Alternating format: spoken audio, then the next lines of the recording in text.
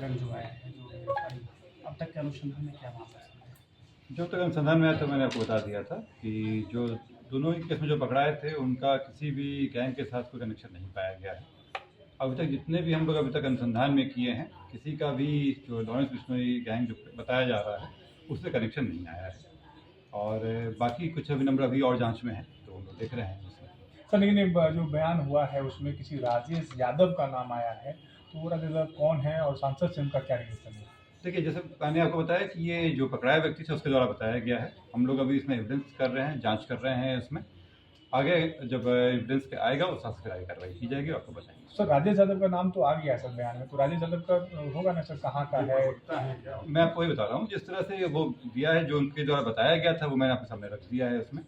ये हम लोगों का भी अनुसंधान का विषय है कि इस पे क्या आता है एविडेंस, साथ में क्या उनका मूवमेंट वगैरह रहा है, वो सब देख के फिर आगे कार्रवाई की जाएगी इस पे। इसके अलावा भी बहुत सारा कॉल आया है जो पाकिस्तान, मलेशिया या अन्य जगह से आया है, वो क्या पाकिस्तान से है या इंडिया में रह के? जैसे मैं आपको एग्जांपल दे रहा हूँ, जो पहला जो व्यक्ति पकड़ाए थे, महेश यादव जी पकड़ाए थे, वो दुबई का नंबर इस्तेमाल कर रहे थे।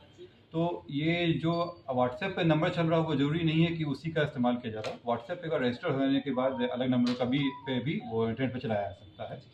उसी तरह से ऐसे कई मामले आए हैं जिसमें नंबर रजिस्टर्ड कहीं और से कराया गया, लेकिन उसका इस्तेमाल हिंदुस्तान में हो रहा था। और तो उसमें हम लोग कई बार किए, कई नंबर से अभी बंद भी हो गए हैं क्योंकि उस पर कार्रवाई की गई थी। तो ये ज़रूरी नहीं है कि जो नंबर वहाँ से आ रहा हो, लेकिन हम लोग उसी को मान के चल रहे हैं, सत्य है और उसका क्या एंगल है उस पर देखते हुए जब तक इसे झुठला ना किया जा सके। जी, जो आरोपी मतलब आपके पकड़ाया है, क्या उसके जो है कॉल को खंगाला गया है, तो क्या कॉल रिकॉर्ड में कुछ आया है क्या? इनके तरफ से किसने कॉल कराया था या फिर कोई अमाउंट जो गया है उसको, उसका क्या कोई डिटेल्स पता चला है? मैम, इतना स्पेसिफिक डिटेल्स देना उचित नहीं होगा इस समय, क्योंकि अनुसंधान बाधित हो जाएगा इसमें। लेकिन जो आप कह रही हो मैं समझ रहा हूँ, लेकिन उसको हम लोग खंगाल रहे हैं।